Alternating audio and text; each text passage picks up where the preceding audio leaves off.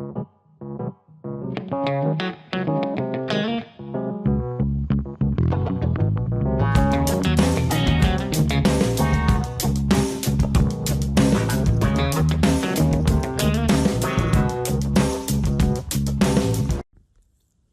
guys, welcome back Tuesday, February 16th.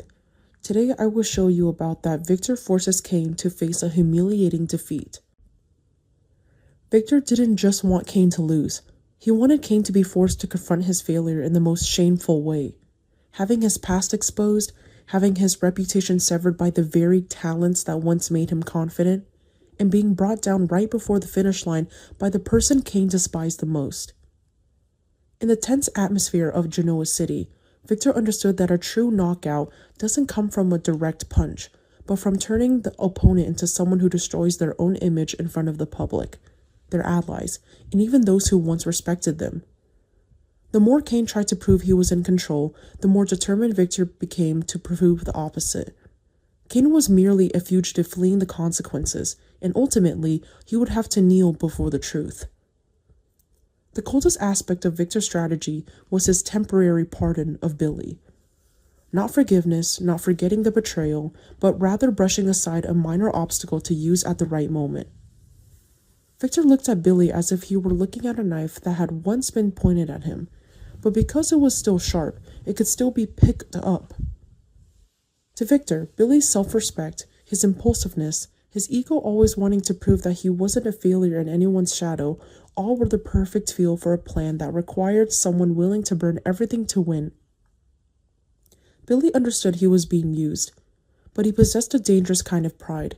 He'd rather be called a pawn, as long as that pawn could make that king bleed. It was this dark side that made Billy an easily manipulated pawn, because Victor didn't need to force him to follow a straight path. Victor only needed to open a path where Billy could vent his anger, could prove that he was still valuable, and Billy would willingly fall into it. Victor encouraged Billy to delve into Kane's past mistakes as Chancellor, not to dwell onto the past as a trivial gossip, but to create the impression that Kane had never changed, that all promises of reform, all pronouncements of a new vision were merely a facade for a manipulative individual.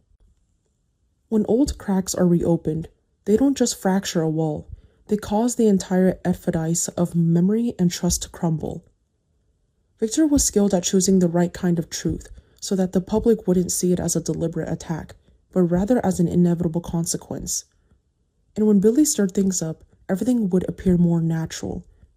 Billy was already chaotic, already reckless, so the information he spewed out would seem more like an impulse than a campaign orchestrated by Victor.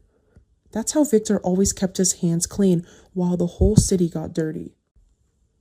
What Victor really wanted to target wasn't just the Chancellor's mistakes, but the dangerous scent of the AI scheme that Kane was suspected of being involved in. Simply mentioning the word AI in a town full of control freaks and fear of being controlled was enough to change the atmosphere. AI in people's eyes was no longer a natural tool.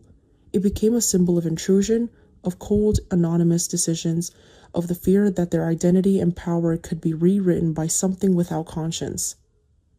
Victor understood the panic of the crowd better than anyone. They didn't need perfect evidence. They need a terrifying story to believe.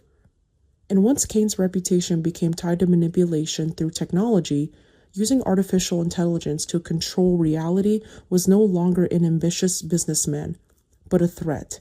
In a world where trust was already fragile, a single well-placed suspicion could shatter an entire career.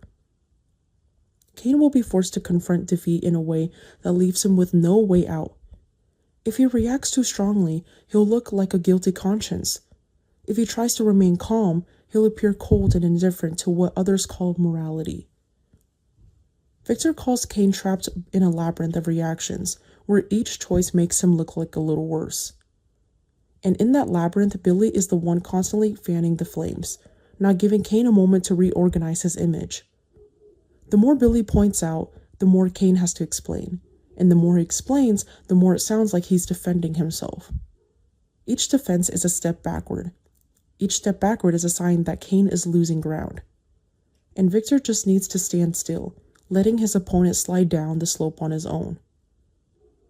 The tension at Genoa City at this moment is therefore particularly insidious.